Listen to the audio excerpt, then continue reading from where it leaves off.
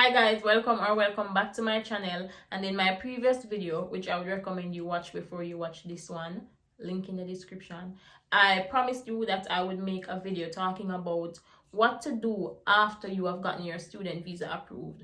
Now, I don't have any notes. I will be talking from the top of my head. But if this is something you're interested in seeing, don't forget to like the video, stick around to the end, leave a comment if you still have questions after you watch the entire video, and subscribe. Also share the video to someone who may find this video helpful. So let's get into it.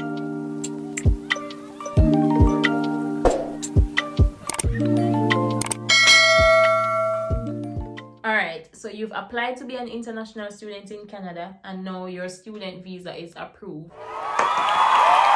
Alright, so the first thing I would recommend is start looking for accommodation. If you know that you will be renting, you're not staying with family or a close friend or somebody, you're definitely coming here and you will be paying rent, you want to start looking at accommodation.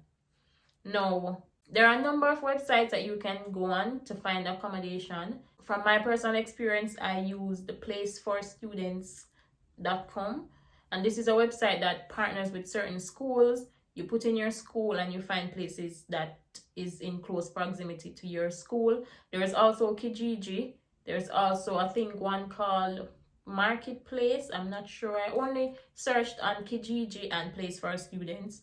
And when you're looking for accommodation, you want to ensure that you're looking for places that is all inclusive, meaning it's furnished.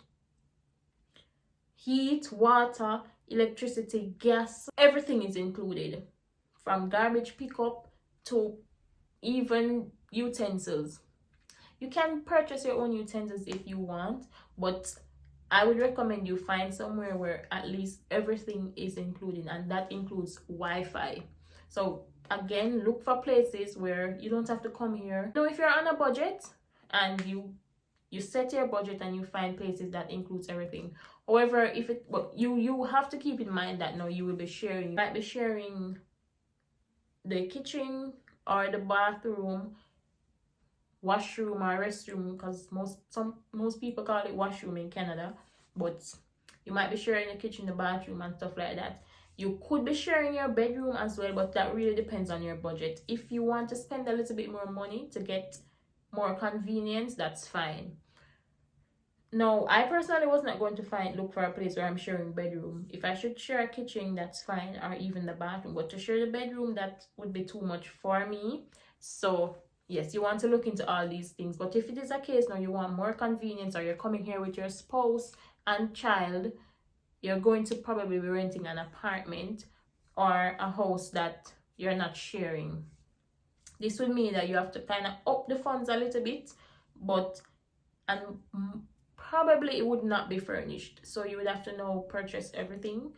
You're basically starting over. So you'd have to purchase the bed, you'd have to purchase utensils, pots and pans, everything basically.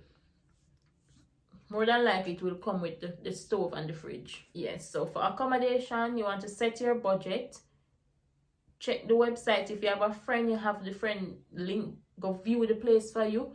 In my case, I did not have to send any money to anybody. I paid my landlady when I arrived. Be mindful of scammers, because people have you send money and the place doesn't even exist. Or you could be renting and the same landlady or landlord you're paying is actually renting as well. So you have to be mindful of these things. And if you have a one friend or somebody you trust, you can have that person view the place for you and ensure that this actually exists, it's real, it's legit, and you can negotiate with the landlady or the landlord if you can pay in person, because it's kind of risky to just stay from Jamaica and wire your deposit, wire your this large sum of money to somebody that you probably haven't seen before, or so it depends on the level of comfort that you have developed with your landlady or your landlord. Then you decide if you want to wire your money. But in my case, I did not have to do that. I paid upfront in person. You set your budget, you find place that is all inclusive, or at least most of the amenities and utilities are included in the rent. Wi-Fi, you want to ensure Wi-Fi is included. You want to check the neighborhood that you're going to rent in, because you want to ensure that the place is safe. And again, if it is a case where you'll be staying with family, I can't speak on that. If you're going to be renting an apartment, you have to consider that you probably have to start out on the floor, or you probably will have to start with an airbed, because if you come into Canada, you have to humble yourself and just be understanding and understand that it's not going to be a bed of roses. You have to start from somewhere to get where you want to go, and that's fine. So you might need to take a few step backs. You may would have had a big king size bed in Jamaica or wherever you're coming from, but you came here and just to start, or you may need to start with an air bed, or you may need to start with a smaller bed until you can get, because when you're a student here, you will be living the most minimalistic life. Well, let me not say it all depends on your budget. If you got it like that and you can just whip out your card, and then fine. But if you're on a budget, you want to keep in mind that you're coming here and you will be starting over. Now, the next thing I want to talk about is part-time jobs. As a student, more than likely you will be getting a work permit as well, and you'll be able to work. So you want to go on websites like Indeed, Glassdoor, LinkedIn. LinkedIn is a big thing in Canada. So if you were in Jamaica, I know it's not as big in Jamaica. People use it, but it's not a big thing in Jamaica. So if you haven't gotten used to LinkedIn as yet, you want to get accustomed to that website, because people use LinkedIn a lot in Canada. So you can check Indeed.com, LinkedIn, Glassdoor, and just Google part-time jobs in the province that you're, or the city that you will be in, to get an idea of how much you will probably be making. Now, you don't want to spend your entire time doing your job and fail in school, because remember, school is your priority when you're in Canada. School. All right, now let's talk about packing, like what to pack when you're coming to Canada, because now you're approved. Obviously, we need to start packing your suitcases. This is a big one because it's kind of tricky. You might think you need something that is very critical in Jamaica, but really and truly, it's not serving a purpose in Canada, or something that you would never think you would be using in Jamaica, but it's an essential part of your life in Canada. So again, I don't have any notes, so I'll just be talking off the top of my head, and if I miss anything, I would just probably mention it in another video, or you can just DM me. Now, in my case, I was coming in the winter, coming to Manitoba in the winter. So I made sure I got my coat before I came to Canada. I did not get my winter boots, because winter boots is kind of tricky, and you want to get a size a little bit bigger than your original foot size, because you're going to be probably wearing some thick socks. So I did not shop for my winter boots until I landed in Canada. But you want to ensure that you have some warm clothing. Even if you're coming in the summer, travel with at least some warm clothing, because summer is short. Like, summer is not as long as we're used to. So it's going to be a short time, and when summer gone, you're reaching a fall, then you look place cold. So travel with some long sleeves, travel with your coat, travel with your jacket, anything that can keep you warm, regardless of the time of year that you're traveling. If it is that you cannot find anything from where you are and you cannot get them shipped to Jamaica, because we know the whole shipping situation in Jamaica, you can't, and for example, you're coming in the summer, more than likely the winter stuff will be on sale. So it's good you can visit stores in Canada to get your winter stuff. No matter what, with the little skimpy clothes, them, even though there is summer, those clothes are not as essential. You can get those here. Walk with as much warm clothing as possible. Don't stuff your suitcase with a bag of clothes, because honestly, a lot of the things that you probably will bring, you won't use, to be honest. Now let's talk about, for me personally, I am a natural hair girl. I don't have processed hair, and the combs here, they weren't really made for our type 4 hair. So if you have some combs that you like, females or even the men, if you have combs that you like, combs that you can part with, walk with them. Walk with them, because just walk with the hair stuff. Walk with a specific hair product that you like. Walk with your ear oil, because you will have to be oiling your scalp, because the weather is so cold and your scalp gets dry.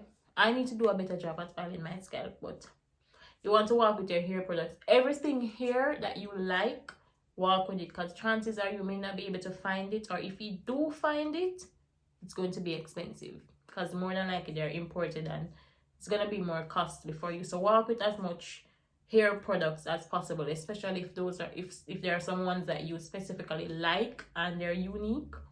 Work with them. So in my case, I worked with my extreme wet line gel, I work with my male products, I work with my brush, my comb, my edge control, all of them.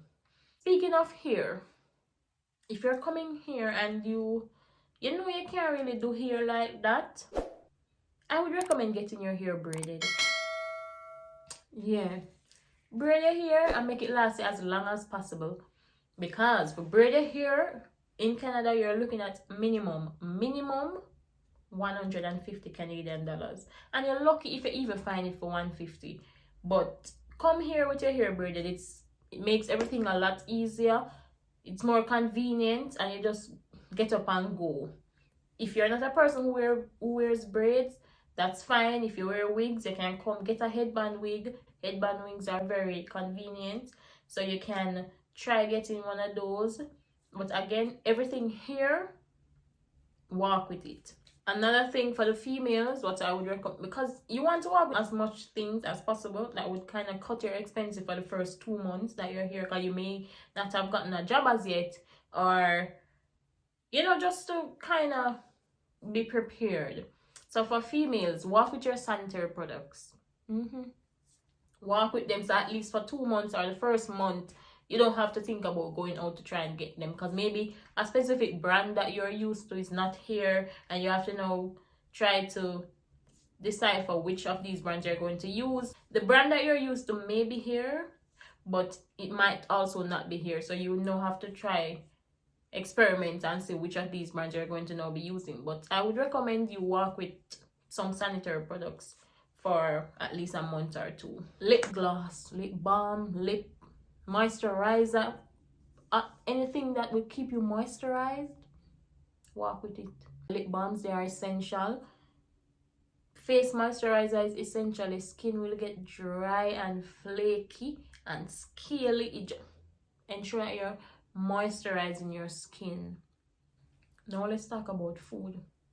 Me personally, there's a lot of food items that is not permitted into Canada, so you want to check the Canada's immigration website or the travel website to see what is allowed and what is not allowed.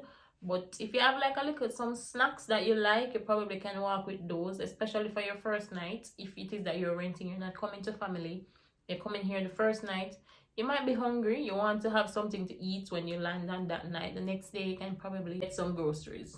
Speaking of the next day, my next video, which I will record immediately after this one, what to do in the first week of landing in Canada. So look out for that video after this one. Yes, so food items, at least work with something to eat the night when you land, because unless you want to order in the first night you come here, you probably want to work with some snacks to have for that first night, and then as I said, the next day you can go grocery shopping. Another thing that I would recommend you to pack is your vitamins, the vitamin D, your vitamin C, headache pills, period pills, every form of medication. If you're prescribed a specific medication, get ample amount and work with it. Even on Canada's website, they advise you to work with vitamin D, because we get vitamin D from the sun, and you probably will not see the sun for a good while. So you want to work with your vitamins, vitamin D, C, women's one a day, any form of vitamins that you take, work with those. They sound ridiculous, but the small things that you might not think about is usually what you would forget. So if you have toothpaste, toothbrush, stuff like that, just work with things that you use in your daily life that you think you want to avoid purchasing within your first month or 2 when you get to Canada, because again, you may not get a job as soon as you land. So if you don't have to think about buying these things, that would help you. But yeah, that's basically it for this video. If you still have questions, you can leave it in the comment section below, or you can send me a message on Instagram at Miss KVP. and I will be sure to answer you. And again, the next video coming up is going to be what to do after you land in Canada. So you apply for student visa, you reach Canada, you get your study permits at the border, you're now in Canada. What to do? There are some critical things that you need to get done within the first week of landing in Canada. So I will be making a video immediately after this one. So again, you're not going to see me in the same clothes because I made the video today because I'm at the time.